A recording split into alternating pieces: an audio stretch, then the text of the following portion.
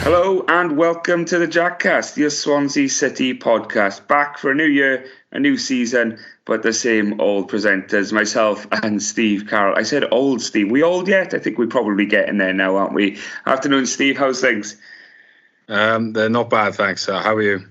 Yeah, not bad. Well, I'll probably start off with the question which every podcast host will ask over the coming weeks or so as they bring their podcast back for the new year, which is, are you excited about the new season that's coming up? Well, from where we're speaking now, it's still 6 weeks away, but it'll creep up quite quickly, won't it? Yeah, I mean, if I'm honest, I haven't been missing it a huge amount so far. I mean, last season wasn't the most enjoyable. To be fair, we picked up a bit towards the end, but the final day was quite, grim if we're going to be honest about it. So, yeah, I mean, I can't actually remember a time where it's been this quiet either with Swans News. I think that's why we've not really recorded anything recently, is it? Because there's not been a huge amount to say. But, with the fixtures having come out, and pre-season not being far away, we thought we should gather really and have a little discussion. But no, at the moment, I'm not really missing it a huge amount. I've actually quite enjoyed the Euros, if I've blanked out the fact that from a fan point of view, it's looked absolutely out of this world, and I'm devastated that Wales are not there. But as a neutral, watching the football, there's been a lot of good games, really, apart from the ones that have involved England, which have been snooze fests. Well, there'll be time to talk a little bit more about that in a bit. But first of all, as you mentioned there, the reason why we are recording today, because we thought normally around about the end of June, fixtures get released. Then you'll also have maybe some players close to sign-in. Pre-season's around the corner. They'll start building some momentum towards the new season. Unfortunately, the only thing that does seem to have happened is the fixtures getting released, and there's not a lot, as you say, going on, as we can see in the Swans' incomings or outgoings at the moment. So we'll be doing podcasts on the regular now, from now until the start of the season, but unfortunately, very little to talk about in terms of transfers. But fixtures we can rely on, Steve, and some eye-opening ones in this year's fixture list. None more so than Cardiff at home, coming right at the start of the season. Our second home game, our third game of the season, on August Bank Holiday weekend. It promises, by the looks of things, to be a cracker. Yeah, I mean, if I'm honest, I don't really like playing Cardiff that early. It's not because, obviously, I can't ever remember it happening particularly early. Last year felt as if it was, out of the norm being in mid-September. Yeah. But I do usually prefer, there's a bit of a buzz as now at the start of the season, but then, that maybe there's a lull, and then that comes along in about October and gives you a bit of a pickup.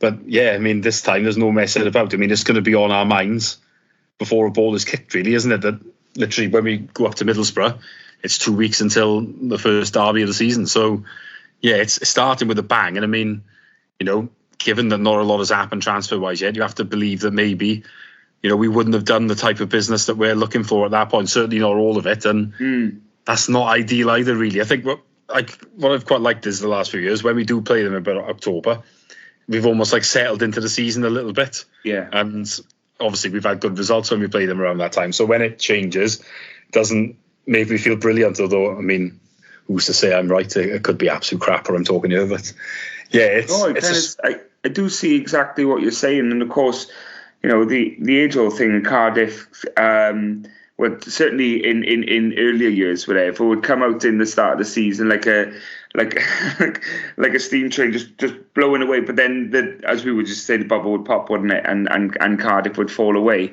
Now the risk is, of course, that we're not just coming into this as a Swans Cardiff home game and stuff. They're also going to be buoyed by the start of a new season, new players bred in, still trying to introduce themselves to their fans as well, and trying to get their fans who will obviously turn up in numbers and be behind their team. They won't have been what is the word to use? Depressed by the season yet. Do you know what I mean? Because it will still have that early new feel to it. And you say that, but I think following Cardiff is depressing anyway, isn't it? Must be. Yeah, there is that. I got to accept that. But I do think that game is an interesting timing for it, because you look at going into the start of the season, you mentioned their fans will be thinking, Cardiff up is in 2 weeks' time, which is very true. But the players as well. Imagine going into the opening game of the season thinking, I don't want to pick up a knock today. You want another way of looking at it is to be blood and thunder, don't you? You have to say there's a reasonable chance one of the teams wouldn't have won going into it.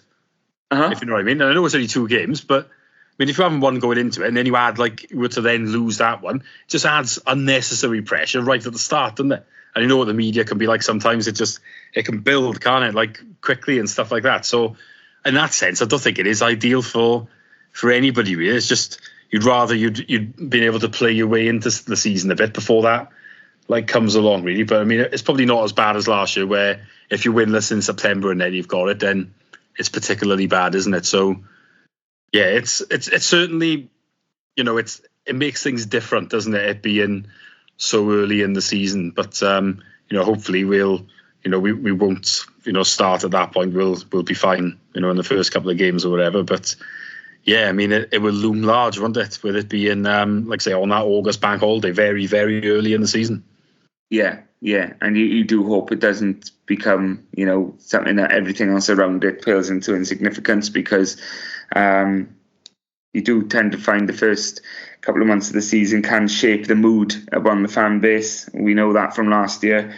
And your ambitions and your goals change based on how you do in the first couple of months, don't they? You look at it and you go, okay, well, we're not maybe at the level that we thought we were at, or we're doing better than we expected. And that's a massive, 6-pointer to chuck in the middle of August there and say, go and slug it out. But it'll be interesting. It comes after the 2 opening games. The first one is away to Middlesbrough. I feel like I've just come back from that one, so I'm going to give it a miss. But we'll take plenty up there opening day. Steve, you're thinking of going already, aren't you? Yeah, I don't know what will happen with that now, because I do think on the opening day in general, you do get more people will travel than normal, and that does include trips that are, how can I put it, not usually as appealing as others. But I do wonder now with say 12:30 on a Saturday and it's on TV, plus the next couple of away games are stuff like West Brom and Coventry. I do wonder if a lot of people will be thinking far more sensibly in terms of I'm going to swerve that, watch on TV down the pub with it being an early kickoff, and look to target one of those two or maybe both. So yeah, I think if it was at 3:00, that would appeal to more. I still think more people than usual will go, but yeah, I do wonder. It's such a grim one, if we're going to be honest about it. I mean, it's one of the longest trips of the season, that unless you're going to take my type of attitude and you're going to Newcastle or something, I can't see a huge amount of people going up and back in a day for it. But with it being 12:30 start, I mean, you'd be leaving this part of the world about 4 a.m, 5 a.m. if you're going by bus. Not the most appealing thing to do, is it? God, no. John Sue, a 5 o'clock in the evening game where you could leave late morning wouldn't appeal to me for a borough, because it's just like, it's different. You're going, obviously, you'd be going for a Newcastle weekender, which has its own appeals in it and stuff. And I'm sure there'll be plenty that do make that trek, because it is almost like a pilgrimage, isn't it, for Swans fans, an annual to go up there, whether it be Sunderland or Middlesbrough. And obviously, in years gone by, Newcastle have been in the same division as them as well. But ultimately, it is, as you say, Steve, it is before a couple of tastier ways, which will surely sell out. And you look at Preston home before that, then that's going to be a massive marker to try and get off the mark, isn't it, for the Swans, trying to get the 3 points on the board so that the pressure is off, or not off, but lessened for the Cardiff game that follows. Yeah, I think you always want to try and start well at home if you can, and if you're not playing a side that maybe you expect to be at the top, and I mean at Preston, they're never a side that you really think are going to be really pushing at the top of the table. I mean, playoffs maybe, because the Championship can be unpredictable at times, but yeah, I mean, they're a side that we'd probably targeting to finish above. So yeah, I mean, on paper it looks like a reasonable opening day, but we'll see. I just wish it was away, so it was Blackpool instead, but never mind, eh? Well, we need to right the wrongs of last season with our home form as well, don't we? Yeah, absolutely. There was a lot of misery at home, wasn't there? Luckily, one of the standout ones was actually the Preston game, wasn't it? Where I'm not saying it was a classic, but we did nick a last-minute winner. So Yeah, there was that at least. But as you say, I mean, I haven't got the record in front of me, but there were a lot of defeats at home last year. Some of them as well were particularly miserable ones. I mean, Leeds stands out. I mean, they gave us a real hiding, really, didn't they? I mean, and there were a few others where we just didn't play well at all. I still think back to that Bristol City one early in the season where we may have only lost by one, but we were totally outclassed. I mean, it was a tough watch last season, particularly at home, I think. It is fair to say. We've got to be looking to do better in front of our own fans. I mean, I can imagine it was, I've said it before, I think it was the least enjoyable season in about 20 years. And I can't be the only one thinking it. I mean, I'm someone that goes away quite a lot. I was lucky to have seen a few wins on the road. There'll be a lot of people that probably don't and really didn't see many wins last season. So, yeah, we've got to do better at home. And if we could win the first 2 home games, then it's going to go down well, isn't it? Oh, wouldn't that be good? And get the season off to a banger. You talk about the Blackpool trip. You'd have to wait for the 1st of March for the return leg against Preston up there. Some other notable ones, Steve. Bristol City come at the end of September. That's the 28th. So that, again, it's early on in the season. At least this time, we haven't got Cardiff and Bristol back-to-back. Well, they kept doing that for a few years, didn't they? The worst thing about that is when they go, it's like the Derby week. It's not. Well, Bristol City isn't a derby. Yeah, it's not a derby. So no, there's none of that absolute nonsense. If you think Bristol City is a derby and listening to this, you probably don't, because I know not many people do, but it's not a derby. No. Fans of nostalgia. I say nostalgia. We were there not too many years ago, but Oxford United, November. It's 20 years since you played him in the league. In the league, yeah. Of course, we did play him in the cup as well, didn't we? So I was thinking fans don't remind me for that dismal defeat.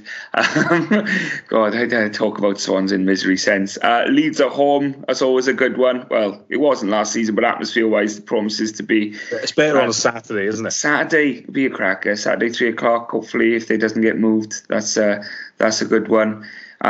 Excuse if this is a bit all over the shop. It is purely because I'm scrolling as I'm talking here.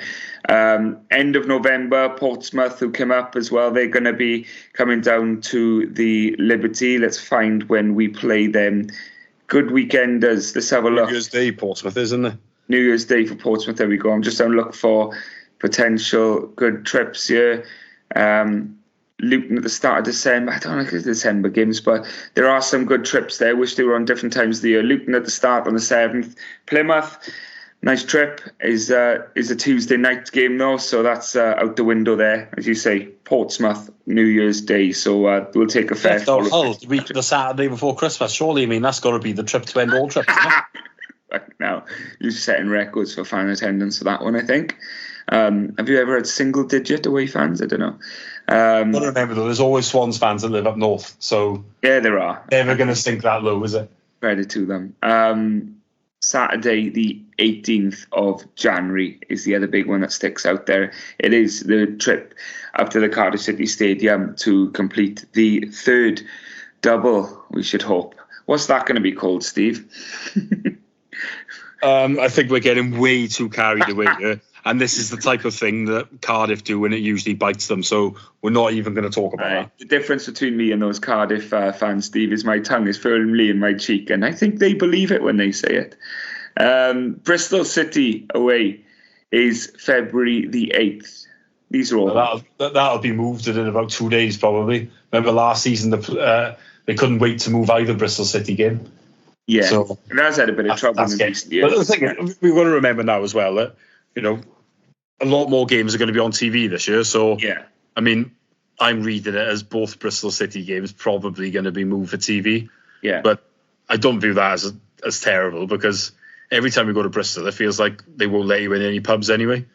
So it's already been spoilt really in that term. So yeah, if they just move it early, it'll be. We'll always have that Friday night when we after COVID, but it's never going to get better than that, I don't think, at Bristol.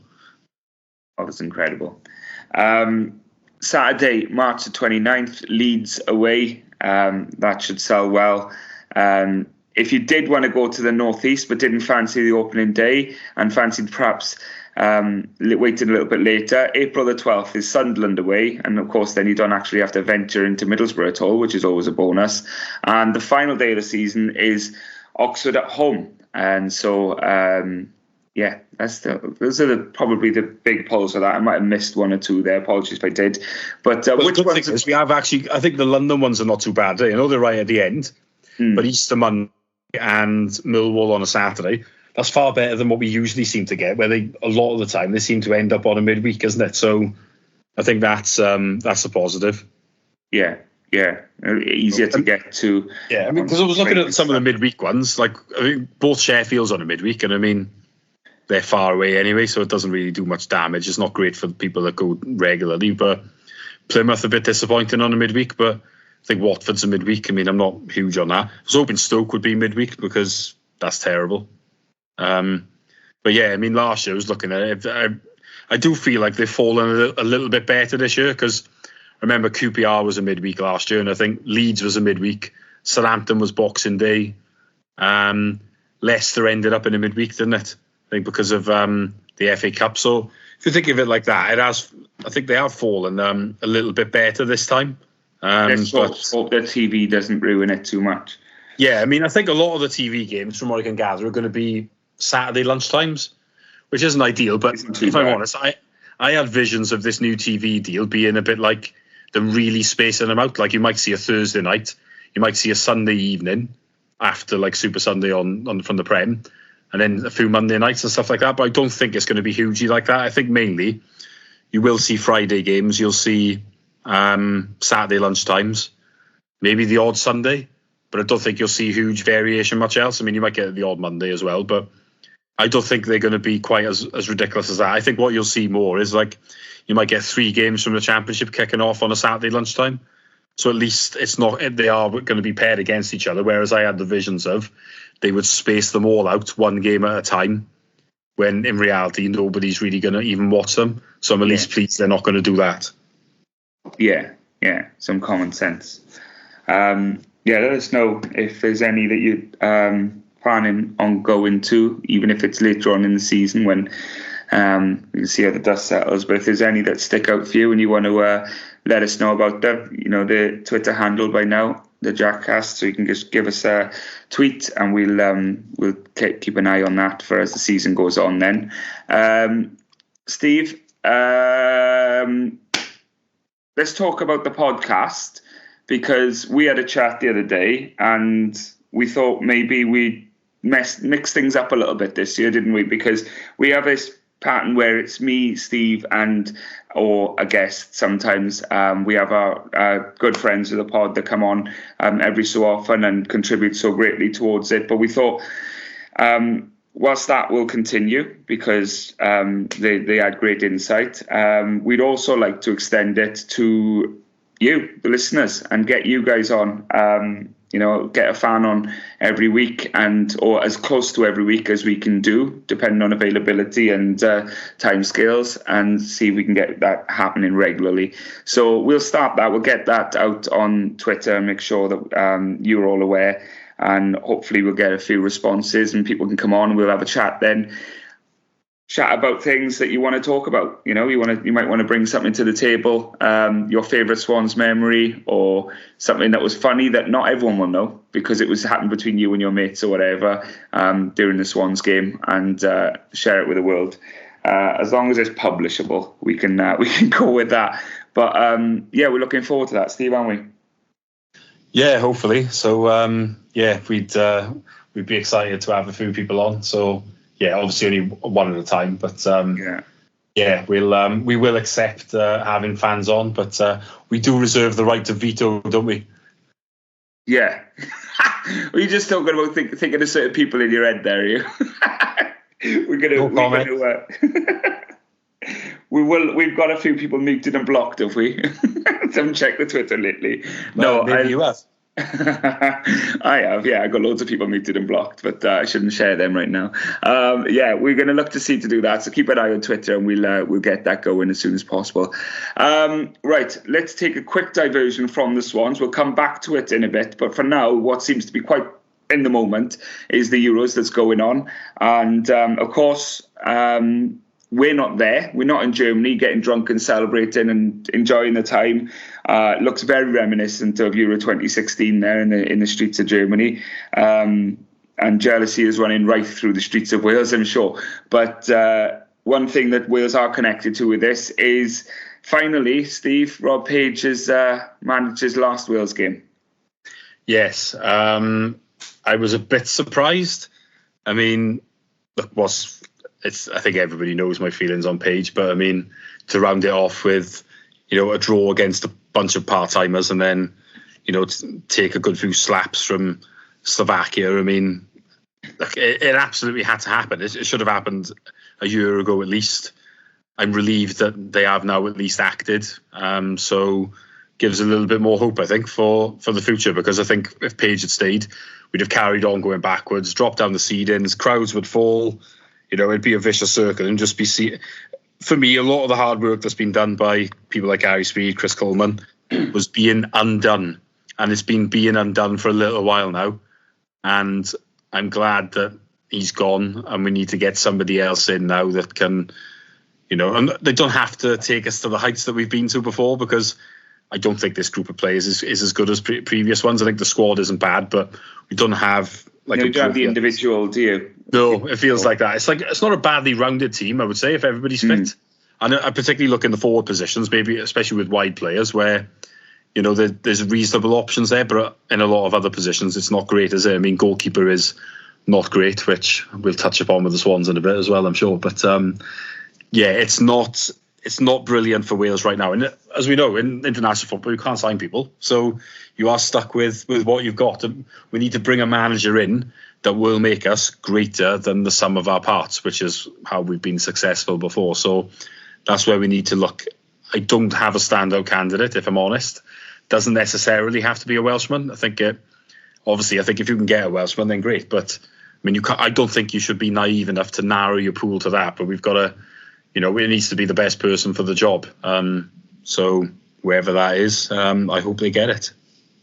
Yeah, exactly. And I think what hasn't been spoken about, of course, it's known about in the knowledgeable circles, but it doesn't really get mentioned enough. Is some people are guilty of perhaps thinking it's a flick of a switch that we'll give Rob Page the next qualifying campaign then and see how we do, and maybe things will pick up. But it's a risk, because what you don't see is the longer lasting effects of poor form, in which will slip down the rankings. Then when they get seeded, they get a lower seeding, and then they get tougher groups, which makes it harder to qualify, which means you end up back where you started Gary Speed's time or started Chris Coleman's time, wherever you want to look at drawing that line, where you see that there has to be a year, 18 months of progressive results and performances before you even get an opportunity to be in a position to qualify again. So you really need to stop the rot before it gets to a point where the damage is done, when you end up saying, well, these guys now,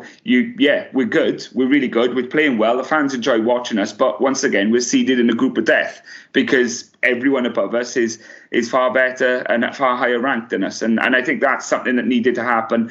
My feelings should have happened after Qatar in my mind, but others will say that was too soon. But if you couldn't have done it in the past, the best next time was now.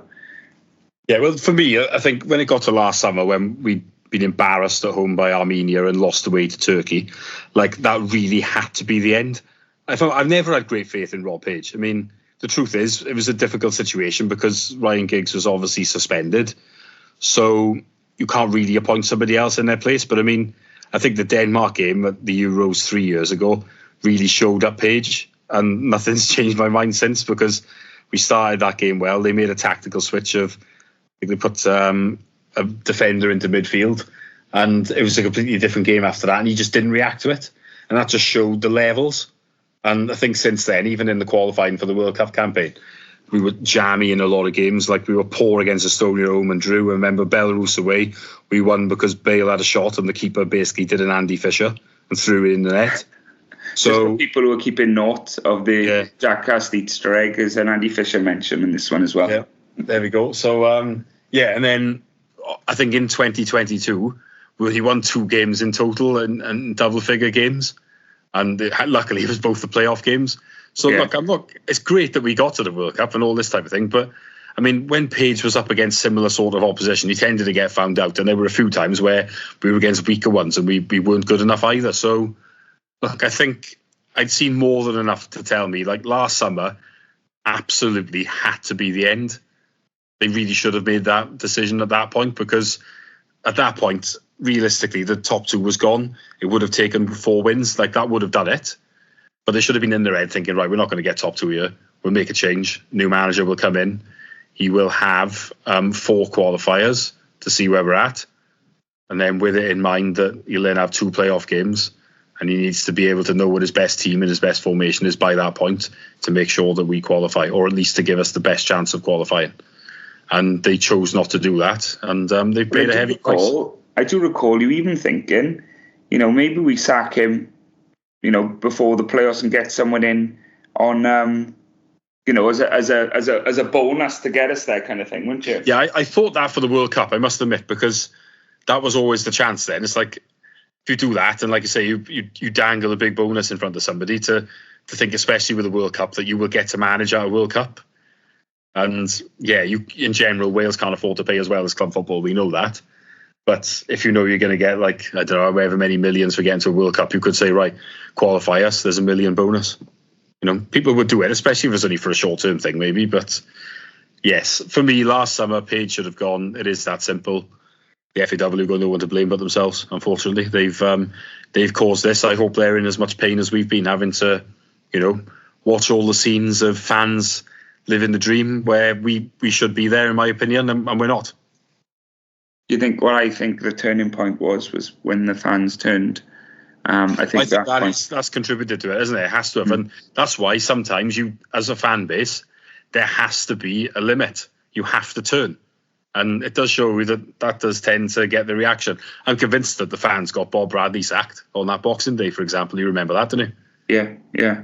That must have done. And, sometimes you have to do it. I'm not saying that, there's always, if you're ever unhappy, that you should relentlessly moan or whatever, but there does come a time where you have to express your concerns. And I think Wales had more than reached that point. To be fair, they've been very supportive all the way through qualifying. No one had said a word. I think in the background, a lot of people felt that Page was the wrong man, but they're like, right, no, well, we're still in with the hunt, so we're going to leave it go for now. But then when these friendlies came and it was crap, it happened. And it had to happen. He was not good enough. Yeah, I think he retained some support up until the end in the corridors of power in the FAW. That was apparent, wasn't it? But well, wherever they were, they should go as well.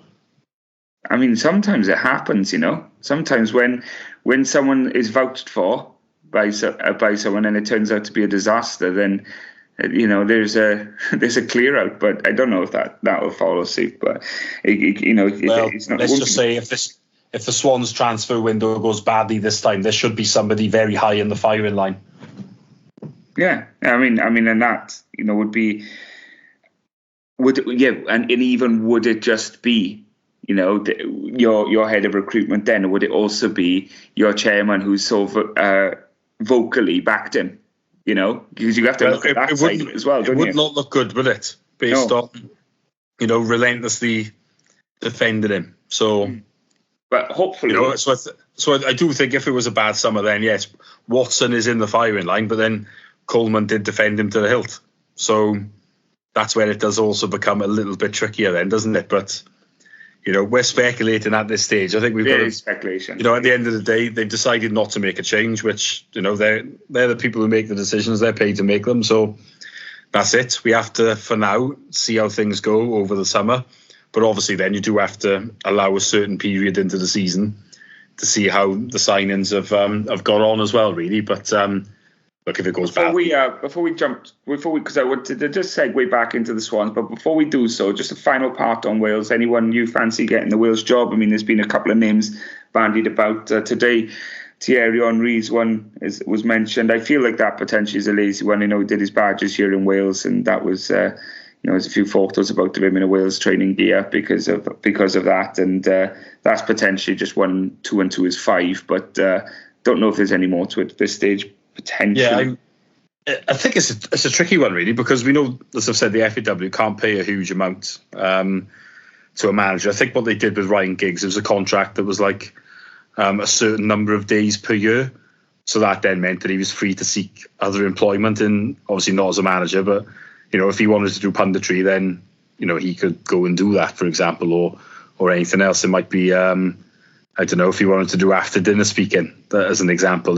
Those are things then that somebody can decide to also do to boost their income, should we say? So I think they have to do that to get certain people to take it, maybe. But to Henry, I don't think it's impossible. I do think he could be in their thoughts. I mean, the impression I've got is that they do actually want like a high-profile manager. He is high profile, isn't he? Without a doubt. I mean, is he high profile in management though, or are you just getting a name in? Are you going to chuck a I think in name terms. I mean, I think one of the key reasons they wanted Ryan Giggs years ago was that they were thinking of the doors that it would open and the sponsorship that it would bring, because obviously Ryan Giggs. I hate that. I don't like that attitude either. I'm just putting it out there. But I think that will get you the most sponsorship and the most people through the doors is fucking results. Getting those players play well and qualifying for tournaments, isn't it? Qualifying 100%. For tournaments is the big thing. 100%. It's bonkers. Well, it's a bit like our mate who used to be at Wales Online. He bloody loves a big name, and so what? A big name. It just. I'm hearing Giggs' name mentioned again for this round of recruitment. If they did that, I'd be shell shocked. I cannot. It's a PR disaster if they bring him. I really don't think they will do that. I'd be surprised, but I do think they might want a high-profile manager.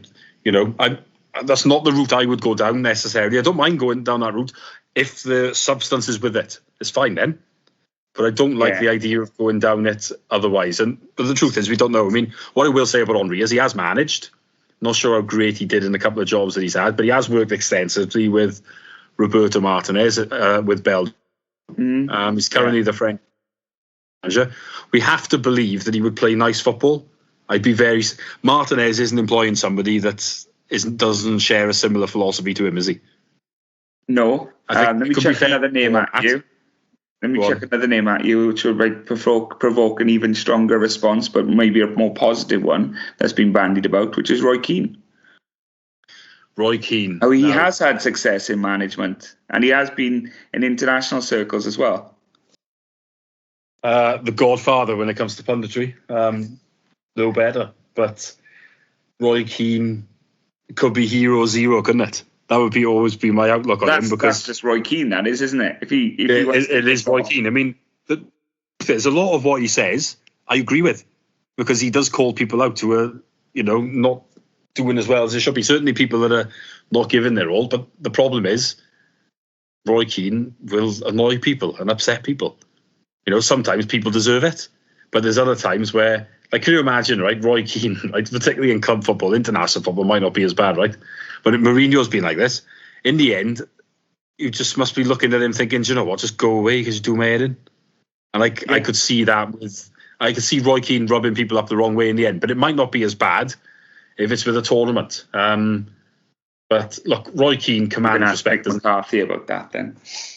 He might have a different opinion. If you're asking me Roy Keane or Mick McCarthy, I think it's fairly obvious that I'm going to say Roy Keane, isn't it? Right.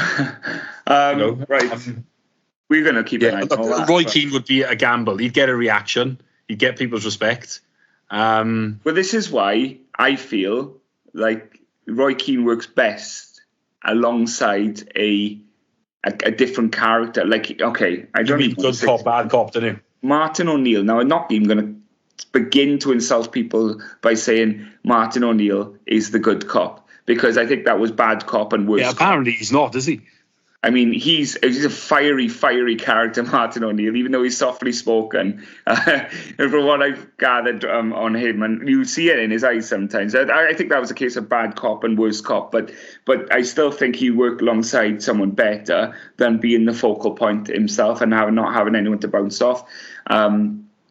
So if he came in, I would be surprised if he came in and worked in the current arrangement. I don't see Roy Keane getting involved. I'd be quite surprised by that. Chuck in a few more local names to you. Well, not local as of now, but Ossian Roberts. I think the gutting one with Ocean Roberts is that, if he'd never left to go to Morocco, Rob never becomes the assistant, and Osh has the job. Yeah, and I don't know how good he'd be, right? But he would not be worse than Page, would he? Surely. But also, it's the age-old question in Wales supporters now, isn't it? Is every time something goes around, what's Ocean doing? And you're thinking, we don't actually know if he's going to be any good. But he's been bandied around the best era in Welsh football, where you think. And then another name that's been mentioned who's recently got into coaching is of course, Craig Bellamy. Absolutely loved playing for Wales. The sort of passion, he could be Cardiff through and through, but I respect the passion that he brought to Wales and how much it hurt him when Wales didn't do well. And maybe him as an assistant to someone like Ocean would be a great matchup. Yeah, I mean, I'm the same as you. I like Craig Bellamy. He was the one player that in Euro 2016 I actually felt sorry for, because I looked at him and was like, I think you deserve to be there, because he did always turn up and he was very passionate. He would, again, he's got the Roy Keane tendency. He can be outspoken, can be funny with it as well, to be fair to him. But, I mean, I didn't feel sorry for Ryan Giggs when we qualified and he retired, because, you know what, it always felt like Wales was second best to him. Whereas I don't think that was the case with Bellamy. So, no. Yeah, Bellamy and Osh would be an interesting combination. I'm just not sure. I think that could be good. Either of them would be willing to be the assistant to the other person. Surely Bellamy would. I mean, he's but Bellamy went for the job last time as a number one. So I'm not so sure. And I remember when it was written at the time that Bellamy wasn't far off getting it. And in theory, Bellamy now is more experienced, isn't he, as a coach? And done a lot before that. Austin isn't leaving Como to come. I don't know what's going on with Como, though. Wasn't it that he was essentially just leading the team because Fabregas is waiting to get his pro license, and then he will take over, basically? So I'm not sure that's as simple as what we think it is. I mean, if it isn't and Osh is the manager, then he's not coming, is he? Not just because of the opportunity that he's got. Step down, isn't it? Not just that. There was a good look at it another way. We'd have to pay compensation. I don't think that's happening. Whereas Bellamy could soon be out of work. He's covering at Burnley. I don't think he's going to get that job personally. I mean, he could stay as assistant and then combine that with Wales maybe if that was going to happen. I don't know. But yeah, Bellamy could be out. I mean, the truth is he's a Marmite, isn't he? So it wouldn't be a big shock if someone went into Burnley and went, you're not working with me.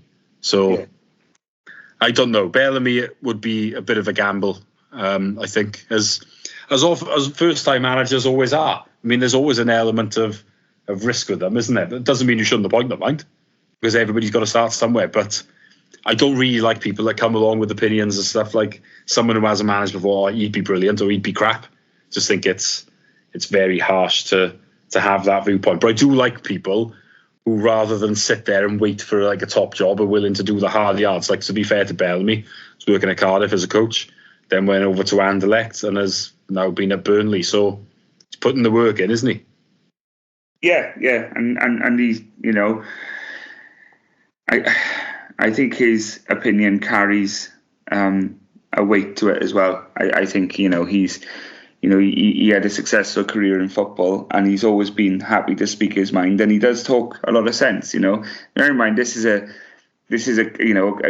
ex-Cardiff player, and fan who's spoken quite candidly about the respect and admiration he's had for the Swans in their greater years, and that is from a position of there's not many Cardiff, where they would call Cardiff heroes there, who would be prepared to do that and risk the wrath of their own support base, would they? I think he just doesn't care, does he? He's got his viewpoint, and if people don't like it, it's tough. That's basically it. But I must admit, when he's not doing punditry, I've always liked that about him, and his interviews are always good. You probably remember the Finland one, didn't you? Oh, he's done Hansen score against Wales. He's like, didn't even know he was still playing. It's just absolutely brutal. I'm not sure he should do it, but at the same time, it was funny. I remember when the John Terry and Wayne Bridge thing happened, and he shook John Terry's hand, but he was just shaking his head as he's doing it. It's just bloody hilarious. Like, he can't hide how he feels, but maybe, which can be a good thing. But sometimes as a manager, you've got to, maybe you don't have to. But look, he may have matured. We don't know, do we? That's the truth. Unless you give him the job, then you don't know. But look, I think him and Osh and Roberts together, it could work. I think it could work. Keep an eye on it. And I can actually see Bellamy, if he came in, he'd want that infamous Dutch Ray with him. That wouldn't shock me. Yeah. I mean, I was, again, part of a nice, a progressive era of Welsh football. And so it's not something that I would, Bellamy credited him with it prolonging his career. So I think he, has a lot of respect, mutual respect there. So let's see what happens with that. What are your opinion, just before we move back, what's your opinion on England's, not performances so far, but their participation in the Euros in as such as we can all sit here as Welsh fans and say, I can't wait for them to go out. I'd love them to go out in the group stages. But does their involvement in it just add that little bit more interest? It's almost like driving past a car crash where you're just hoping, you don't want to look at it, but also at the same time, you kind of can't help yourself, It's one of them where, I remember in 2008, it was actually quite strange when they weren't in it, wasn't it? Yeah, it didn't really feel the same, did it? No, it didn't. But at the same time, I am sick to death of watching every game. And at half time, they go to the England camp. What the hell is there to say? Like, Southgate's just come off the toilet. Let's get a quick chat with him. So-and-so's read the newspaper. One or two others are having a good game of table tennis. I don't care. If you do care, you've got a problem. Like, you've got some of those stupid reporters. My favourite was always Nick Collins, wasn't it? Who basically, it's like a stalking the bloody team. Like, that's the one great thing, right? Anyone here that's been to a tournament, there'll definitely be a few listening that probably went to France in 2016, for example. Whereas the great thing about being out there is, and you've got foreign TV that you're watching the Euros on, you don't know what's going on in the England camp. And you know what? I don't care what's going on in it. So it is actually glorious when you're there, and you avoid that nonsense. I remember when I was in Dubai and we actually had a throwback. I felt like I'd gone back in time. We had Richard Keys and Andy Gray. They were doing the presenting, but I mean that wasn't going off to the England camp because obviously they were doing it for Qatar, weren't they? Where it's got B in sports. But yeah, I mean that type of stuff does annoy me because we just don't care what's going on there. And I'd be the same if Wales were in it. Don't have to go to the camp. The fact is, if you really want to know what's going on in the Wales camp, you'll go on to the BBC Sport website or something, won't you? And you'll look on there. You'll go on Twitter and you'll find out from a few of the reporters there. We don't need people to go to the England camp at half time or anything. But yes, I'm just looking forward to them hopefully getting knocked out as usual because obviously it's like the thing, right? If you can guarantee promotion, playoff final is the best way to do it. But also Wembley is the worst place to lose. So unless you're guaranteed you want to go up automatically. In the same way, if you can guarantee they don't win it, I want England to stay in all the way. I wouldn't go that far. I can't take the worry. But if you can guarantee they won't win it, there's the caveat. What I want is either some sort of humiliation. I'm talking about when a supermarket knocked them out in 2016. Yeah. Or either Germany or Argentina to knock them out if it's a tournament because they hate, historical. They just hate that. So yeah. If it's not humiliation, to go out to a nation that they perceive as a rival and they love getting one over on, and it doesn't happen very often. So yeah, just someone that where there's like a bit of an edge. I must admit, I enjoyed it when Ronaldo and his little wink, as much as it was out of order. Cheeky wink, only. Yeah. It was not the done thing, but it was still quite funny. Well, on his teammate as well, nonetheless. It was a dirty trick with it. I mean, but they had a few words when they got back. He's lucky that Rooney took that pretty well. I mean, that could have resulted in a transfer. Yes.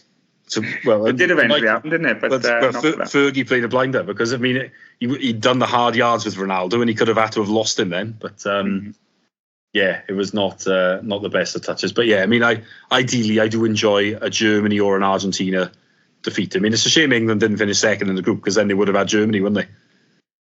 Yeah, I mean, when tennis comes out, there's probably going to be more development in England, when this gets listened to.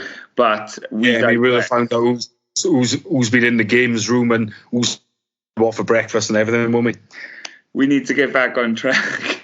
Back to the Swans after that massive diversion into Euros chat. We're looking ahead. We've got very little, as I said at the start of the pod, to give you in terms of links and transfer news. There's plenty of, there's not even that many rumours, but there's a few foreign names we've been linked with. But rather than delve into that, Steve, because some of them might just be nonsense, as a lot of them are, let's talk about positions.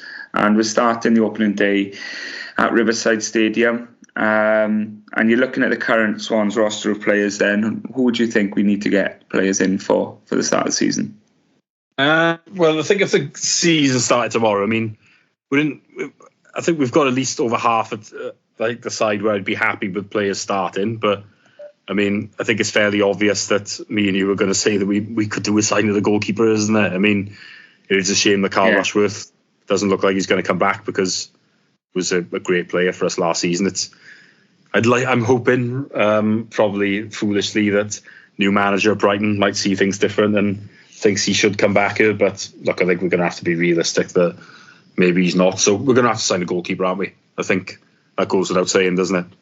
I think a goalkeeper for me, is the number one priority. It used to be the striker after the problems of last season, but it was immediately knocked out of the park when we found out that Rushworth was unlikely to return. For me, you don't win any football matches if your goalkeeper can't save a shot. So from that point of view, it's a no-brainer. You start from that, and then you work your way up the pitch from there. Goalkeeper, I would focus all my attention on and make sure we get the right man between the sticks. Yeah, definitely. I hope we've got an iron in the fire there at least. I mean, we need that sorted. And we've already spoken about the Cardiff game. We need a goalkeeper in by then, don't we, at the very latest? Well, look at the Cabango game. That Cabango... Yeah, luckily, it did end up causing quite possibly the greatest moment ever. But at the same time, you can't guarantee it. So this is similar to what I just said about the England analogy there. If you could know that we were going to win that game, you'd be thankful for Fisher to making it more interesting. But at no point during those goals that Cardiff scored were you thinking, oh, this is more fun. I bet. I think just after we'd gone 2-0 up, I was thinking, this could be 4 again, yeah? This could be another absolute pasting. And until that happened then, it turned again, didn't it? So I think that says it all. Were you thinking then, oh, it's exciting now? Or were you thinking, I want that man's head on a spike? When they equalised, I was just stood there absolutely seething, thinking that we're going to drop 2 points here to a crap side that we were going to beat easily until that ridiculous mistake. Mm-hmm. And I think I was also thinking that the second goal, he didn't look very good on either. No, he didn't. No. But yeah, we got away with it. But look, I don't think that's going to happen again. We've got to, we have to sign a goalkeeper, don't we? A good one. Right. Onwards and to the outfields, anywhere. I mean, I think defensively, as things stand, not staying. Defensively, it's not too bad, is it? I don't think. No. In terms of first choice. I mean, I think Wood might go. But, I mean, even if he does, Darling and Cabango, I don't think that's a disaster at this stage. No, you would look at reinforcing that with someone on the bench then. Yeah. But realistically, your starting 11 is looking okay at the back. Yeah, I think so. I mean, Key and Timon, that's pretty good, isn't it? And if Parker is back fit, he showed that he was up to playing as well, didn't he? And there was not a huge amount of, minutes to look at there, but... Yeah, I mean, I think people would be all right with that as well. So, yeah, at the back, I think certainly in terms of first choice, where we seem okay at the moment, don't we? Yeah, I think I'm happy with that.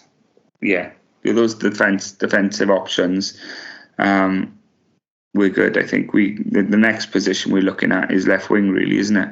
Yeah, I think so, because centre midfield is the same as long as Joe Allen's fit to play with Grimes. I mean, I think we're happy there as well, aren't we? But I mean, I know we're not a fan of it, but Fulton would step into the breach there, or Ollie Cooper. Yeah, it's not ideal, is it? And I think we will need to do something there. But if those two are fit at the start, if those two are fit at the start, we're good, aren't we? But yeah, like you say, left wing. I mean, I suppose the interesting one is Josh Ginnelly. I mean, if he is fit, then we could be okay in that position, but.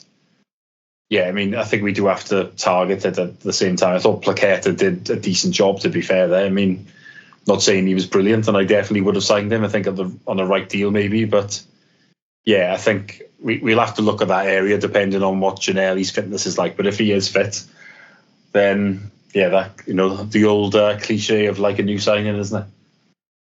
Well, we saw very little of him last year, and then we saw those couple of flashes. he obviously had that wonder goal against Northampton in the cup, and of course he was probably having his best game when he went off injured. Sunderland at home, was it? Sheffield Wednesday. Sheffield Wednesday. You're just thinking in that moment, you couldn't believe his luck, because he'd come here injured, didn't he? And he'd got into a position where he was starting to play, and then starting to show what he could do. So fingers crossed those injury woes are behind him, and he can put in a good season now and solve the issue of the left wing conundrum. But you still need options there. You need someone to freshen up off the bench and things. Ronaldo on the other side has shown us, he's raw, but he's shown us how much we were missing pace. Oh my God. Like, you only have to have him on the pitch for 10 minutes to realise he gives us something completely different to what we had before. And we hadn't had it really since, you got your Routledge and Dyers. And Dan James, really, isn't it? Yeah, and Dan James, what did he give us? Three or 4 months, really speaking. I think he came into the team just before Christmas. Well, he did play in the first half of the year, didn't he? But not probably a bit in and out. It was after Christmas, wasn't it, that he was mainly in? So I know what you mean. He must have played 30-odd games, though. I've got to feel like that Brentford FA Cup game was the dawning of Dan James, if you recall. That because that was just after as well, wasn't it? The Leeds debacle. Yeah, and at that point, then you thought, this is a boy. He's going to go places, and he's going to go places at speed. So I think that second half of the season was the real eye opener for Dan James. That was when it was like, well, we're not going to keep this boy. He's our next big asset to sell. But hopefully we get a full season out of Ronaldo now. Same with Giannelli on the other side. The centre of midfield is looking like it's got reinforcements as well as starters. Hopefully Joe Allen can have a fitter season as well. And Grimes, touch wood, is an ever present, isn't he?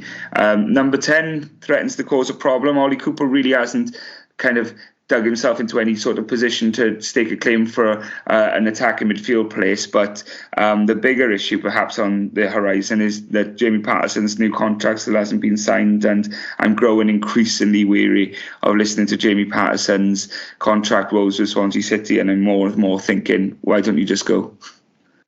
Yeah, I think it's a tricky one, isn't it? I mean, we've probably flipped and flopped on Patterson quite a lot, don't we? You think really, really good that first half of his first season here, which is, a while ago now. Then there was that contract situation where he didn't do much. And then, that whole season really through, what would it be now, the 2022-3 season. Yeah, didn't really do anything, did he? But he still had a year left, and then last year then had that new lease of life again and was back to what he was maybe when he was first year. But yeah, I think I did want to keep him, I must admit, because he'd shown well last year. There was no way in hell he was ever going to get longer than a year's contract after what had happened before. But now the longer this goes on, you just worry that even if he was to sign, that it wouldn't be the Patterson that maybe we did see last season. So it's disappointing, really, because you just don't know what you're going to get with him. I think that's the truth. If we could have the good Patterson, then obviously I'd really like him to stay. But if we're not, then I think it's best that he moves on. And to be fair to him, if he thinks he can get a 2-year contract somewhere else, he is getting on a bit now. Fair enough, and he gets it. Good luck to him. I wouldn't blame him for taking security now as he gets a little bit older. But at the same time, you can't argue that we haven't offered him longer than a year either. No. Bleach leaves us, Steve, with what would have been the priority position. I don't think there'll be many. Not quite as much. Yeah, there won't be many people listening to this that doesn't think that we need to do this as an absolute urgency, and that is getting a reliable goal scorer. Yes, it was a big problem, wasn't it, last year? Joel Perreault had his faults the year before. Sometimes maybe didn't look, as arsed as you would like, but the man did know. Still gets 20 goals. Yes, exactly. So, and sometimes maybe that when he's not there, you realise more then, Christ, even though this guy maybe didn't offer much to the build-up and stuff like that, you knew he would find the net on occasions. And look, we had a problem last year, didn't we, scoring goals? I think I think Cullen was probably our best option in the end, but I mean, he's got his limitations, hasn't he? I know Yates. He doesn't excel at anything. He's not like a finishing. That's it, isn't it? He's not like a Berahino where you go, right, he's really short, but he's quick. He'll get behind you. So he's not particularly fast. He's obviously not tall, so he's not going to be a target man. He's not that strong. He is what you'd like. He's obviously a local lad. He'll give you 110%. And I don't... My problem with him being on the pitch is that he is the best option, and that is a damning indictment of where we were at as a football club, that he shouldn't have been the best option available to us. Jamal Lowe, okay, you know, he comes in purple patches. He was like that the first time he came, and he was like that in the second time. He can give you flashes of brilliance, and then he can be anonymous and useless. And again, you know, I don't even want to mention the other boy's name. The one we splashed out on from Blackpool, because he annoyed me to no end. And then we wasted money on the Ukrainian, Kukurevich. So we've got a bit of a head scratcher, haven't we? Yeah, we have. And do you think I think this conversation sort of reminds us. Sorry, go on. Do you think one or two need to go first before we can bring anyone in? I was going to say, I think we've got that problem across the board, really, and it highlights that we've got too many players. So I'd much rather just focus on quality additions rather than quantity. That's a key message, I think, that needs to be heard for the upcoming season. I mean, we've got 3 strikers on the books there. You know, one at least has to go. You know, I'm happy for Cullen to stay, but I think Kukurevich and Yates both have to go, personally. So, you know, and the fact is, if people don't go, then we're going to be limited in terms of what we can bring in as well. But, you know, I think we've talked clearly there about 4 positions, and where we can't really negotiate. We have to bring people in. If in other positions where we're left a little short, or should I say, we've got players that maybe we don't like, but they are covering our position, for the time being, we might have to accept that is the case. But those positions we're going to have to act on. You know, we can't go on like we did last year. You know, up front, we're going to have to get someone decent in. It doesn't have to be a 20-goal striker. Everybody's looking for them. Not the easiest to find, probably the hardest position to find. But we've got to try and get somebody in that can at least, even if it's not goals they're bringing, they can bring good hold-up play, they can bring others into it, they can assist. You know, and if they can end up with about 15, that's not bad then either. But we've got to get in better than what we got. Macaulay Langstaff? Well, be a gamble, as most things are. But look, I mean, if it's reasonably priced, I could understand that. It wouldn't shock me if Luke Williams wants to bring him in. So, yeah, I mean, I'm not against that. At the end of the day, the manager's decision is on players, so we have to let him live or die by the sword. Yeah, absolutely. What do you think? You know, we've identified 4 key positions there. We've got to assume we'll do some business on that front, on all those 4 positions, because otherwise we'd just be leaving our squad with a gaping hole. Where do you think is a realistic target for this season? I think we've got to be looking to improve on last year, haven't we? I mean, I do think the division won't be quite as tricky, which is good. So even if it's not a case of you aim especially higher, you just like to think the points tally would be better as well. So, you know, I think we should be looking at top half. That's a realistic target. I certainly, as things stand, I don't think playoffs are where we should be looking. But look, I think we could finish in the top half with some decent business. That wouldn't be, you know, a bad season necessarily. So, yeah, for me, that's where I'm thinking. What about you? Yeah, and coming back to the conversation we've just had, it's the hangover from last season's bad business, which I think tempers my expectations for this season, because if we do need to offload Jerry Yates and Kukurevich, you know, to make space, we will, no doubt, exploit 2 markets, one of them being the loan market and the other one being the work permit market. Of course, we found success with that in January with Ronald, and I'm sure we'll be doing the same sort of thing this summer, and moving on those fronts, because you probably get more value by bringing in, say, a Korean winger than buying a proven championship player, for example. I think realistically, if we have to, for FFP or profit and sustainability, whatever, have to get rid of some players, then their value will have plummeted. You know, 2.5 million on Kukurevich. I don't know who offers money for him at all, and I was advocating him playing, and I still don't know if he's a good player. I've got to assume that he's dog shit because nobody will play him. But when I've seen him on the football pitch, he looks like he gets something more involved than much maligned number 9. But again, he is another one. We might get a bit of money back for him because he has scored goals at this level, and but we'll have to take a pay cut for him, to do it. And not just now. I think because of the profit and sustainability rules, like on the books, it would show as like a loss. So that's also the problem that you've got now. I think with Kukarevic, I mean, I have to believe that he isn't good enough based on the fact that no manager will pick him. But I suppose would I like to see for myself based on the other options we've got? Yeah, probably. I mean, we'll have a League Cup game, won't we, in August? At least one, if we win, which is, you have a reasonable chance of, because obviously it's fixed, isn't it? You'll always get someone from the bottom half of League One or League Two. So, I mean, if you get one of them, why not give him a game? And you can almost put the story to bed about what he's like, if you know what I mean. If you see him having minutes, particularly if we haven't brought anybody in at that point. I mean, I don't disagree. I mean, let's just look at the fact that, okay, last season there was whispers that Charlie Patino, and he's gone back, so we can say this now, wasn't a great trainer and stuff like that, and maybe that was a reason for some of his exclusions and stuff. Carlos Tevez was famously a absolutely shite trainer. Didn't train. Awful. One of the best players who went on a football pitch for you. Absolute dog of a man, and he will fight for everything and he'll score goals for you.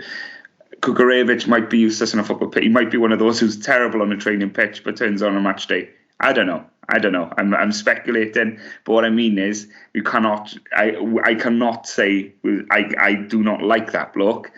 I have to say that Luke Williams doesn't like that bloke. Do you know what I mean? And yeah, but he's not the only one, is he? Sheehan didn't like him, and the man who I'm not going to mention by name because he didn't like him either. You got Duff, Sheehan, and Williams. That is a good barometer because those are 3 very different types of managers as well.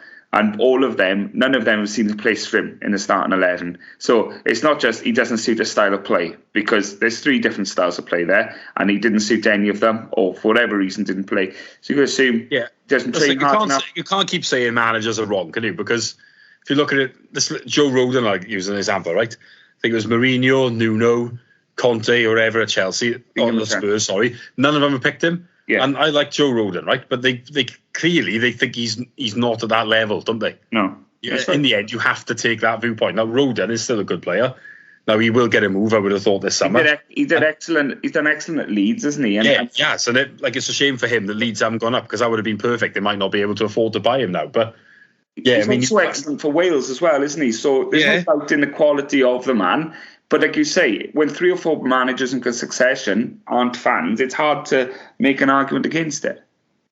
Yeah, exactly. In the end, it just gets to that point, doesn't it, where you have to go, look, various managers haven't picked them. They can't all be wrong. So, yeah, they clearly just don't think that Kukarevic is good enough, do they? There is only one caveat to that, is when managers change off and a lot of the backroom staff remain. And if the backroom staff are cluing the new manager in, because that often happens. The manager comes in, he wants to find out what's going on behind the scenes, and then, some of your coaching staff will say, well, he's dog shit for a start, we've wasted money on him. Do you know what I mean? It can paint the picture. Yes, a manager should be allowed to make his own decisions, but there isn't always a clear out of everyone when a manager's changed at a club. And you will have still hangers on and those the old guard at the club that remain through and stuff. So, but I'm with you. I think it'll probably be best for all parties now if we find a new club for him, because we just, otherwise we'd just be throwing good money at bad again. We need to make sure that we get this summer right. It's pivotal, not just for our success of this season, but for the ongoing Swansea City, because we're going to run a loss that we can't. We'll put it candidly, Steve. We're running out of assets to sell. Yeah, absolutely. I mean, this is the problem, isn't it? If you do bad business, it's not just what it impacts at that time, isn't it? It's, we've been lucky with the academy since we come down. We've produced a lot of good players. We've sold them on. not obviously we don't want these people to go, but at the same time, it's we have to sell players to trade, don't we? So we have to be realistic about that. But to be fair to Russell Martin, Downs was a signing of his, and we made good money on that, didn't we?